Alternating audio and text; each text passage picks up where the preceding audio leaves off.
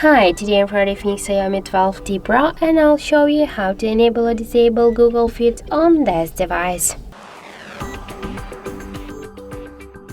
So now let's see that the Google Discovery is activated, and if you want to turn it off, we should slide with our fingers at the same time to the center and tap on the right down corner to the settings icon.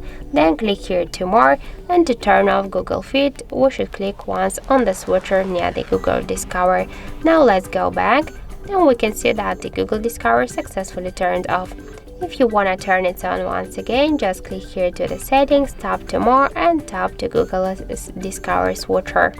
So that's it, thank you for watching, and if you find this video helpful, don't forget to leave a like, comment and to subscribe our channel.